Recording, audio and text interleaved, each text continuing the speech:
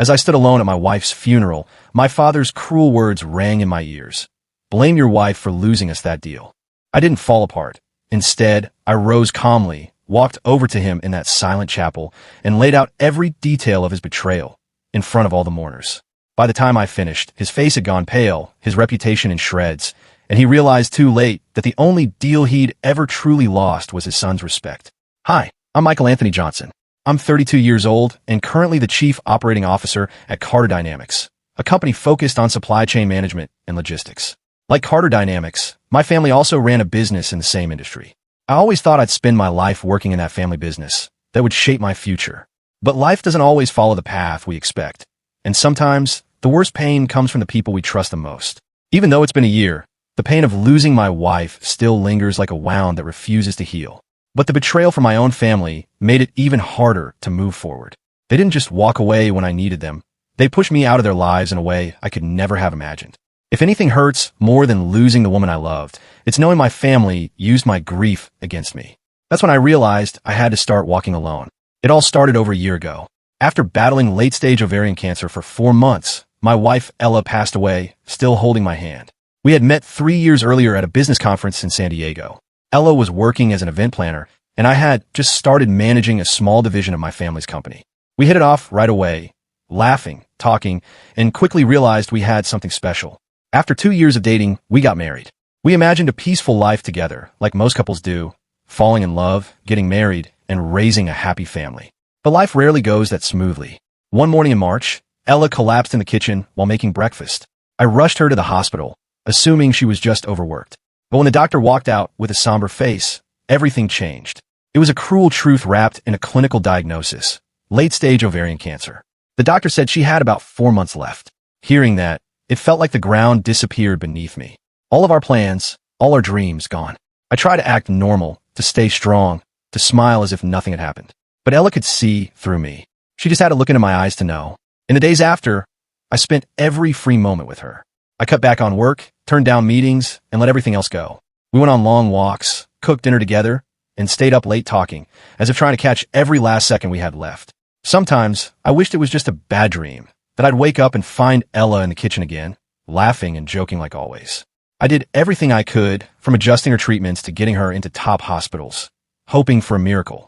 But 4 months later, just like the doctor said, she passed away. It was a quiet afternoon. Sunlight spilled through the hospital window, soft and warm on her face. She squeezed my hand and whispered, "Promise me you'll live well and find happiness again someday." I wanted to hold on forever, but I smiled and nodded, because that's what she needed. We held her funeral 3 days later. Almost everyone who knew us came: her parents, friends, co-workers, neighbors. They dropped everything to say goodbye. But my own family? My father, Richard Edward Johnson, and my brother, Ethan James Johnson, didn't even show up. My mother, Laura Michelle Johnson, came for about 10 minutes. She stood quietly by the casket, laid a wreath, and scanned the room. When I asked where Dad and Ethan were, she leaned in and whispered, "The company's busy. They couldn't make it." That excuse stung more than silence. I knew they hadn't visited Ella once. Not during her illness, not even in her final days. Not a single word of support. That was the first time I truly understood that blood doesn't guarantee loyalty, not even when you need it most. I went back to work a few days after the funeral. My team paused when I walked in. One by one, they nodded, shook my hand, or gave a quick pat on the shoulder. No awkward chatter, just quiet, real sympathy. At 10 a.m., while buried in backlogged emails, the office phone rang. My father's cold, emotionless voice came through. "Come up to my office." I put down my pen and walked upstairs. He was already sitting at the head of the conference table. Ethan lounged beside him, looking relaxed. Neither of them offered me a seat. No condolences. No sympathy. My father got right to it. "You're fired. Your shares will be reclaimed." I just stood there. He hadn't called to check on me. He called to cut me off. It took me a moment to speak. When I did, my voice was tight. "Why?" He answered without hesitation, his voice like stone. "You took a week off. The company lost a $200,000 deal." I went numb, but I kept my voice steady. "You approved my leave.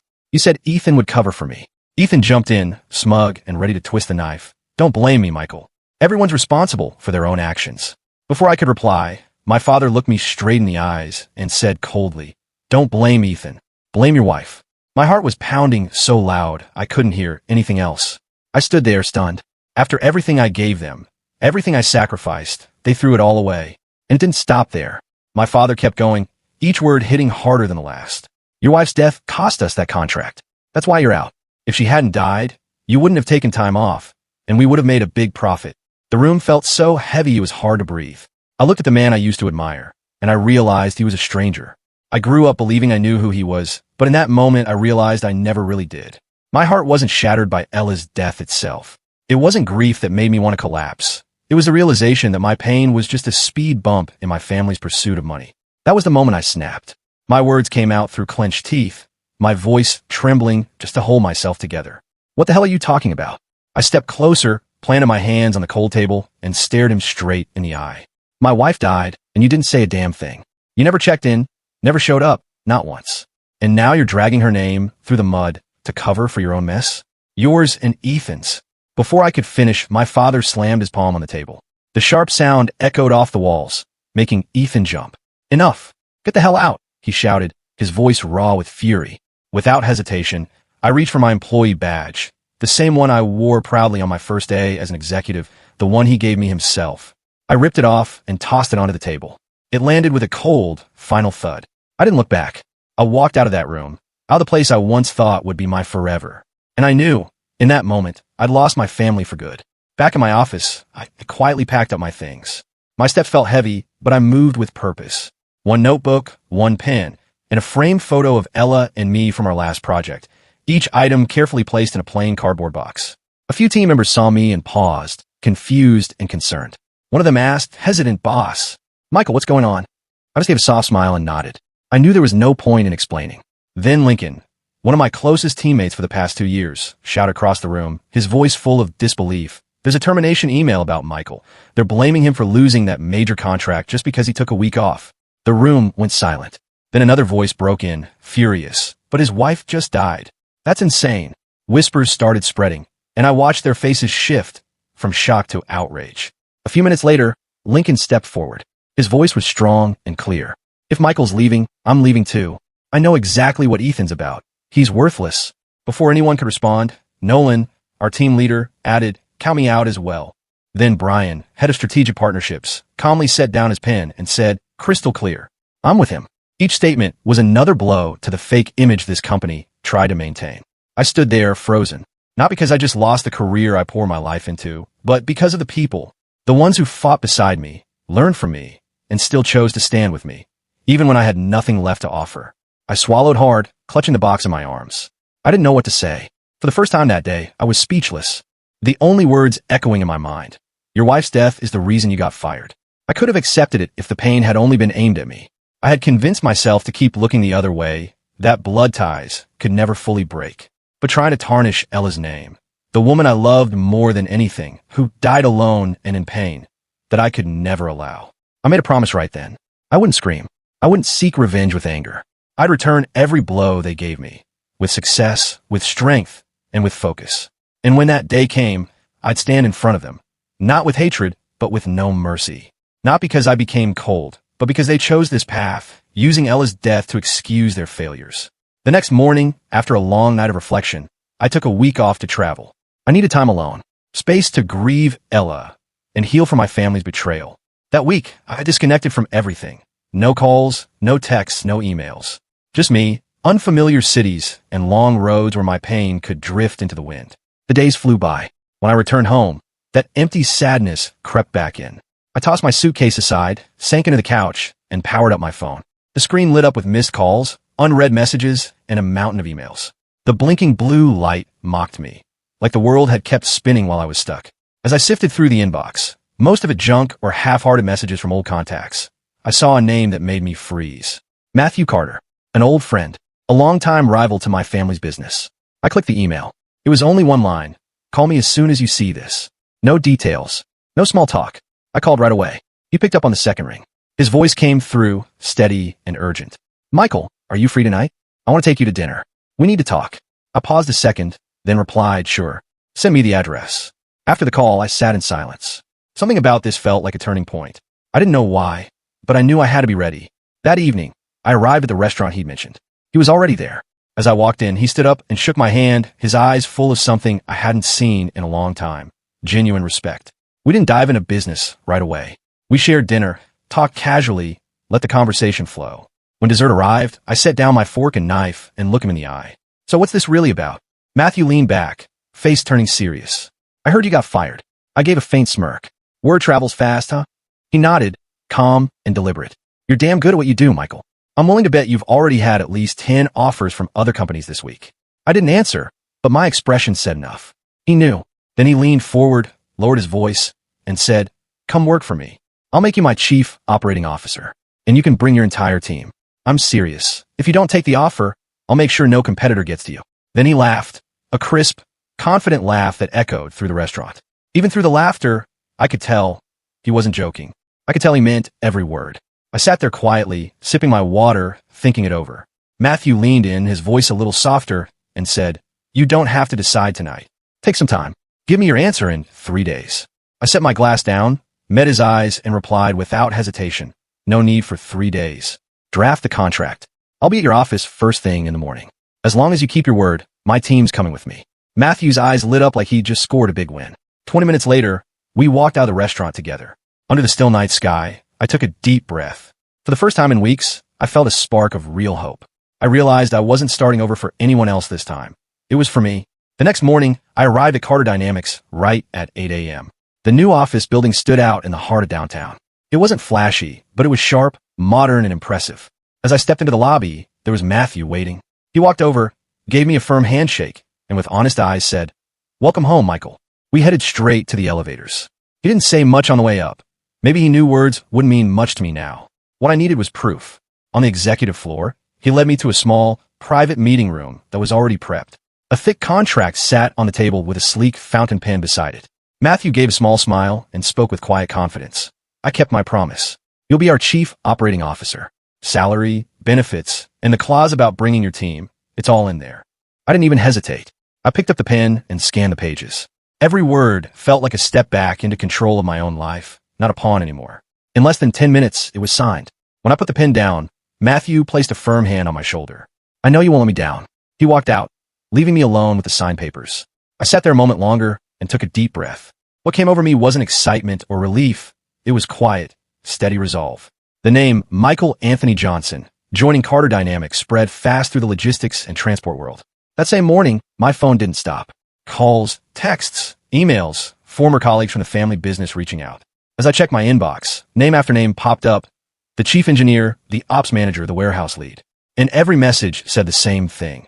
If there's a place for me, I want in. Without delay, I started making a list. I wasn't bringing back anyone who had played both sides or vanished when things got rough. Only the people who stood by me when I had nothing. People who valued loyalty over convenience. That afternoon, I met with Matthew for an emergency sit-down. When I handed him the list, he chuckled. "You really brought back all the heavy hitters," he said. "Looks like we got a championship team here." I gave a small smile. No need to brag. We both knew this crew was the foundation for something huge. The internal interviews the next day were fast and simple. No complicated steps, no pressure tests. Just one question. "Do you still trust me enough to stand with me again?" Not one person hesitated. Every handshake was strong. Every look showed faith. We, those who had been written off and overlooked, were about to rebuild from the ruins others left behind. The next few days flew by. With the news of my move spreading and the reputation I'd built, business basically fell into my lap. Once people heard I'd left the family business, it was clear my past success wasn't just because of the Johnson name. It was because of who I was. I didn't send out pitches. I didn't need to. Major clients, the same ones who trusted me with million-dollar deals, started backing out of contracts with the family company. Meetings got canceled. Proposals were dropped. All within a month of my exit. I didn't gloat. I didn't celebrate. But I didn't feel bad either. My family chose betrayal, and now they were feeling the fallout. They were the ones who broke the bond we once shared. And 2 months later, as I was finishing up work one night, my phone rang. I looked down. The name on the screen made me pause. Richard Edward Johnson. I gave a cold little smile. I'd been expecting this call. I answered, voice calm. "What do you want, Dad?" He spoke right away, his voice a little tight. "Michael, we need to talk." I stayed silent, waiting. A few seconds passed. Then, like he was reading from a script, he continued. "Would you consider coming back? The company's in trouble. We need you." Still, I said nothing. He kept talking, this time with a flicker of desperation. "I'll give you 30% more than Carter's paying. We'll reinstate your shares." I shut my eyes, letting that emptiness settle in. Late offers and promises don't mean anything now. I looked out the window at the glowing skyline. Then I asked quietly, "Do you remember what you told me that day?" The line went silent. No excuses. Just a long, heavy pause. That silence said everything. And I knew right then, it had ended long ago. We just hadn't said it out loud. Until now, I figured that would be the end of it. But I was wrong. The next morning, just after 7 a.m., the doorbell rang, hard and nonstop. I was still making coffee when I had to put the mug down and answer it. My mother stood there. She looked tired, broken, tears streaking down her cheeks, hands shaking like she was holding on to the last bit of hope. As soon as she saw me, she rushed forward, her voice cracking. "Michael, please come back. The family needs you. I'm begging." I gripped the doorframe and kept my voice level. No anger, just a cold, steady calm. In that moment, I remembered a message from an old coworker who had quietly warned me. Be careful. They just want to use you to fix things. Once it's back on track, they'll throw you out again, just like before. I didn't need more proof. I took a deep breath, lifted my head, and looked straight at my mother. The same woman who once cradled me as a baby, now standing in front of me like a desperate negotiator trying to save a deal that was already lost. My voice came out low and colder than ever before. "That's enough, Mom." She stared back at me, shocked, tears running down her cheeks. I stepped fully onto the porch, voice calm and firm. "I know everything. I know about the company falling apart. And I know that if I came back now, once things were fixed, you'd shut me out all over again, just like last time." She opened her mouth to protest, but I cut her off with a raised hand. "Don't. Last time, I lost everything because I trusted in family. I'm not making that mistake again." Right then, I pulled out my phone and held it up between us. My voice didn't waver. "I've already filed a restraining order. Starting today, you, Dad, and Ethan are legally banned from coming anywhere near me. Keep harassing me, and the police will handle it." She froze. The color drained from her face, and her lips moved silently like she was begging, but I'd already turned and walked back inside. The sound of the door clicking shut echoed through the house like a final sentence. I leaned against it, eyes closed for a moment. No more pain, no more rage, just peace. Within months of me leaving, the family business completely unraveled. Major contracts were pulled, loyal partners walked away, key employees quit, and Ethan and Richard sank further into the mess they had created. I didn't care. I didn't follow every downfall, but the updates trickled in from old contacts and industry news, cold, factual reports. One evening, while I sat on the balcony, sipping whiskey over slowly melting ice, my phone lit up. I wasn't surprised to see the name, Ethan James Johnson. I paused for barely a second before answering. His voice exploded through the phone the second I picked up. "This is all your fault." The words hit my ears like a slap, but I didn't move. My eyes remained still, calm like a quiet lake. I took a breath, raised my glass, took a slow sip, and answered, my voice sharp and cold. "I built it. I can break it." There was silence on the other end. Ethan was stunned. I didn't wait. I hung up. He didn't deserve another word. I leaned back in my chair, eyes on the starry sky. I felt no triumph, no victory, just the weight of what had always been inevitable. They had to pay for their betrayal and greed. 2 weeks ago, in the late afternoon, the doorbell rang unexpectedly while I was reviewing some new business plans. I frowned. I wasn't expecting anyone. Opening the door, the sight made me want to slam it shut immediately. Richard and Ethan, pale, disheveled. Nothing like the smug, confident men they once were. They avoided my eyes, but the way their fists clenched told me they were hanging onto the last bits of pride they had left. I crossed my arms, leaning casually against the frame. My voice was as icy as ever. "What do you want?" Richard cleared his throat, eyes darting around as he searched for the right words. "Michael, your brother and I, we need help." I didn't say a word, just raised an eyebrow and waited. Ethan stepped forward, awkward and shaky. "We know this house. You bought it when you were still working with the family. Technically, that was with family money. Dad and I thought, maybe you could sell it.